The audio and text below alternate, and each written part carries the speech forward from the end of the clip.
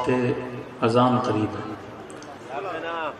اور ایک عمل مستحب ہوتا ہے، ایک عمل واجب ہوتا ہے۔ دو لفظ یاد رکھیے، ایک ہے اہم، ایک ہے مہم۔ کربلا میں حبیب وہ بنا جس نے اہم اور مہم کے فرق کو سمجھا۔ کربلا میں ہور وہ بنا جس نے اہم اور مہم کے فرق کو سمجھا۔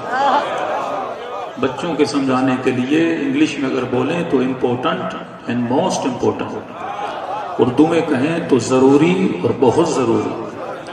اگر ہمیں یہ پتہ نہ ہو کہ اس وقت ضروری کیا ہے اور بہت ضروری کیا ہے، اس وقت واجب کیا ہے اور اوجب کیا ہے، ایک فکر جو بہت پہلے سے ہماری مجالس میں پھیلائی جاتی ہے کہ بھائی مجلس افضل ہے یا نماز افضل ہے، یہ سوال ہی بیسیکلی غلط ہے۔ جو نماز اور مجلس کا مقابلہ کروائے، یہ بالکل ایسے ہے کہ انسان پوچھے کہ محمد افضل ہے یا علی افضل ہے۔ مفاضلہ آپ کروا سکتے ہیں، لیکن اس طرح تقابل آپ نہیں کروا سکتے۔ نماز کس کی؟ خدا کی۔ مجلس کس کی؟ حسین کی۔ حسین کس کے؟ محمد کے۔ محمد کس کا؟ خدا کا۔ تو ذکر حسین بھی ذکر خدا ہے، اور ذکر خدا بھی دراصل ذکر حسین ابن علی ہے۔ لیکن فرق کو سمجھنا ہے کہ میں نے کس وقت کیا کرنا ہے۔ اللہ کی بھی اطاعت واجب ہے، ماں باپ کی بھی اطاعت واجب ہے۔ اس کو اس طرح میں سمجھاؤں، اگر آج مجلس میں کوئی یہ سوال کرے کہ مولانا ماں باپ افضل ہیں یا اللہ افضل ہے، تو آپ کیا جواب دیں گے؟ اللہ افضل ہے۔ اب بندہ مصلی پہ کھڑا ہوا اور اس نے نیت کی کہ مثلاً 2 رکعت صبح کی نماز پڑھتا ہوں، واجب قربتاً اللہ۔ نماز کس کی؟ اللہ کی۔ اب اس نے کہا اللہ اکبر، جیسے نماز شروع کی، ایک کمرے میں اس کی بوڑھی ماں، گھر میں کوئی اور خیال کرنے والا نہیں، اور بوڑھی ماں نے ایک مرتبہ آواز دی، میرے لال مجھے پیاس لگی ہے، پانی کا گلاس پلا دے۔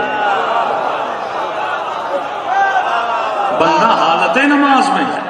اب سوال یہ کیا جائے کہ اللہ افضل ہے یا ماں افضل ہے؟ حکم شریعت یہ ہے کہ دوبارہ ماں اسے آواز دے، بیٹا میں پیاس سے مر رہی ہوں، مجھے ایک گلاس پانی کا پلا دے۔ تیسری بار آواز دے کہ بیٹا مجھے پانی پلا دے۔ حکم ہے کہ نماز کو توڑو گے اور ماں کی آواز پر لبیک کہو گے۔ اب یہاں پہ 5 منٹ کے لیے بتائیے کہ اللہ افضل ہے یا ماں افضل ہے؟ جب افضل خدا ہے تو ماں کے کہنے پر خدا کی نماز کو کیوں توڑا جا رہا ہے؟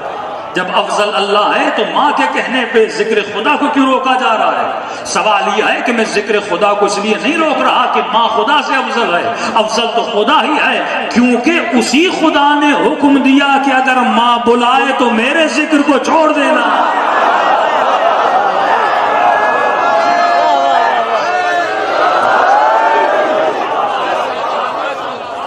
یہ سوال ہی غلط ہے کہ مجلس افضل ہے یا نماز افضل ہے۔ سوال یہ ہے اگر خدا کہے گا تو مجلس کو جاری رکھیں گے، اگر خدا کہے گا کہ اذان کی آواز آئے، اور ایک لفظ شیعہ اذانوں میں ہے، اہل سنت کی اذانوں میں نہیں ہے۔ کون سا لفظ ہے؟ حی علی الصلاۃ، وہ بھی کہتے ہیں حی علی الصلاۃ، حی علی الفلاح، وہ بھی کہتے ہیں حی علی الفلاح۔ ایک لفظ ہے حی علی خیر العمل۔ یہ جو علی کی ولایت کو مانتے ہیں وہ اس لفظ کو اپنی اذانوں میں لاتے ہیں، جو ولایت کا اقرار نہیں کرتے وہ اپنی اذانوں میں یہ لفظ نہیں لاتے، جو خود کو شیعہ کہتے ہیں، اثنا عشری کہتے ہیں، جو حجت خدا کو ماننے والے ہیں، وہ اپنی اذانوں میں کہتے ہیں کہ حی علی خیر العمل۔ اے مسلم، اے مؤمن، اے علی والے، اس عمل کی طرف آ جو ہر عمل سے بہتر ہے۔ جب یہ جملہ علی نے اپنی اذانوں میں کہا، حسن ابن علی نے اپنی اذانوں میں کہا، حسین ابن علی نے اپنی اذانوں میں کہا، ایک سوال ہے، کربلا کی جنگ ہو رہی ہے، جنگ کربلا ہے، ظہر عاشور ہے نا، کتنی محبت ہے حسین کو سعید سے، کتنی محبت ہے حسین کو جون سے، کتنی محبت ہے بنی ہاشم کے جوانوں سے، میں سوال کروں گا مولا نماز افضل یا آپ کا صحابی افضل ہے؟ فرمایا سعید تو بوڑھا ہے، تیرا دل ہے کہ تو حسین کا دفاع کرے، تو سعید میں نماز پڑھتا ہوں اور تو حسین کی نماز کا دفاع کرو۔ یہ فکر ہے، حی علی خیر العمل ہے کہ کل کو یہ نہ کہے کہ حسین تخت و تاج کے لیے کربلا گئے، کل کو یہ نہ کہے کہ یزیدی بھی نماز پڑھتے تھے حسین بھی نماز پڑھتا تھا۔ ارے فرق ہے یزید کی نماز پڑھنے میں اور حسین کی نماز پڑھنے میں۔ حسین کی نماز معرفت خدا والی نماز ہے، حسین کی نماز قد قامت الصلاۃ ہے، وہ کھڑی نماز ہے، یزید کی سوئی ہوئی نماز ہے۔ کھڑے ہونے کا مطلب کیا؟ یہ وہ نماز ہے جو بندے کو معراج کراتی ہے، یہ وہ نماز ہے جو بندے کو مقام جنت تک لے کر جاتی ہے۔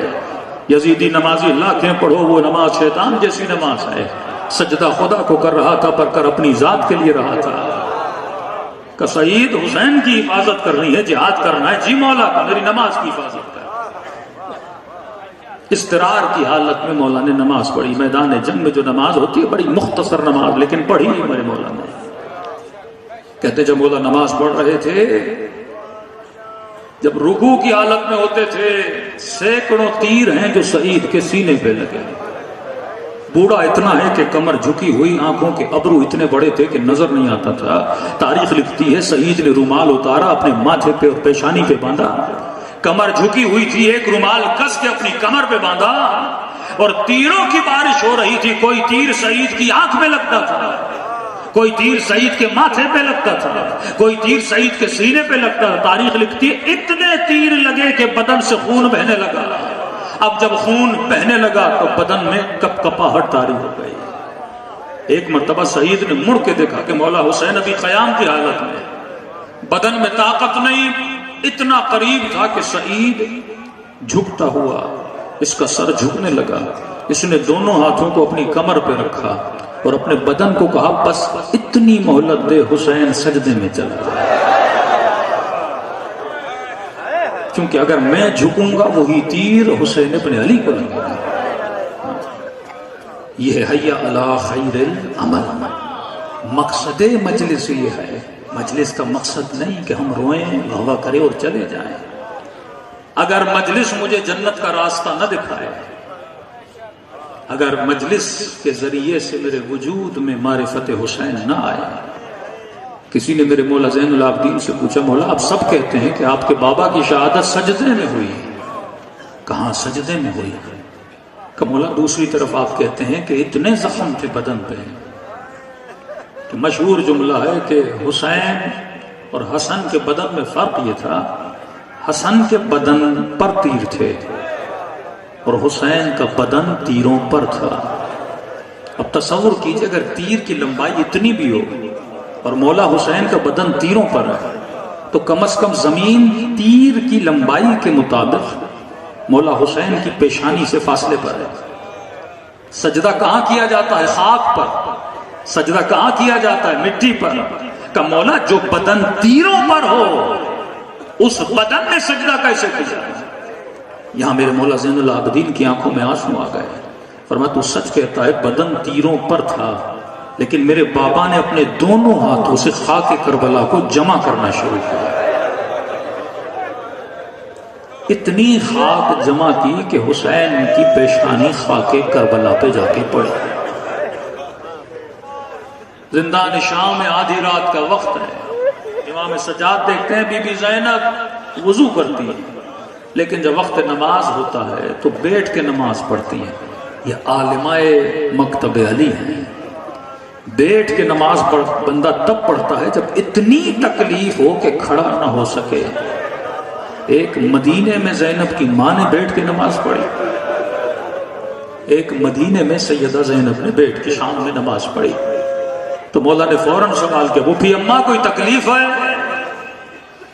فرمایا سجاد میرے لال زندان میں کھانا بہت کم آتا ہے، میں سارا کھانا بچوں میں تقسیم کرتی ہوں، اب زینب کے بدن میں طاقت نہ رہی کہ کھڑے ہو کر نماز پڑھے۔ تو بندہ 5 منٹ کی اتنا سوچے میرا تو پیٹ بھی بھرا ہوا ہے، اس بی بی کے بدن پہ تو تازیانے بھی لگے، اور الوداع کرتے ہوئے امام حسین نے فرمایا بہن زینب مجھے نماز تہجد میں یاد رکھنا۔ مولا حسین آپ کو کیا ضرورت ہے کہ بی بی زینب نماز تہجد میں یاد رکھے؟ نماز تہجد میں کسے یاد رکھا جاتا ہے؟ ہم جملہ کرتے ہیں اللہم اغفر فلاں، اے خدا فلاں کو بخش دے۔ کیا حسین کو بخشش کی ضرورت ہے؟ علیہ باللہ جو امام معصوم ہے وہ کہے کہ بہن زینب نماز شب میں یاد رکھنا۔ یہ بی بی زینب کو پیغام نہیں، اپنے شیعوں کو پیغام ہے کہ جب قنوت نماز تہجد میں ہاتھ اٹھاؤ تو حسین کی وصیت کو یاد کرنا، اور جب حسین کی وصیت یاد آئے گی تیری آنکھوں میں کربلا کے صدقے میں خدا آنسو جاری کر دے گا۔ اور پھر میرے مولا فرماتے خدا دو آنکھیں کبھی قیامت میں نہیں روتی، ایک وہ آنکھ جو حسین کے غم پہ روتی ہے، دوسری وہ آنکھ جو اپنے گناہوں پہ روتی ہے۔ یہ دو آنسو خدا نے آپ کو دیے ہیں، مقصد کسی کی دل آزاری نہیں ہے، لیکن آج تک نہیں ہوا ہماری زندگی میں کہ اذان آ جائے اور ہم مجلس کو کنٹینیو رکھیں۔ ایک وقفہ دیا کریں کم از کم بیچ میں نماز کا، تاکہ جن کو نماز پڑھنی وہ جا کے نماز پڑھ لیں۔ اگر ہم وقفہ نہیں کریں گے تو اس گناہ میں ہم شامل ہیں، مطلب ہم لوگوں کو مہلت ہی نہیں دے رہے نماز پڑھنے کی۔ یہاں ذکر حسین سنا، وہاں مسجد میں جا کے نماز پڑھی تو اس کا سارا ثواب بانیان مجلس کو ملتا ہے۔ یعنی ایک ایسی نماز جس کے قلب میں حسین کا غم بھی ہے، اور جو کان حسین کا ذکر سن چکے ہیں اور وہی زبان جا کے ذکر خدا کرے گی، تو یہ نماز کربلائی نماز بن جاتی ہے۔ صلوات پڑھے محمد وعلی محمد۔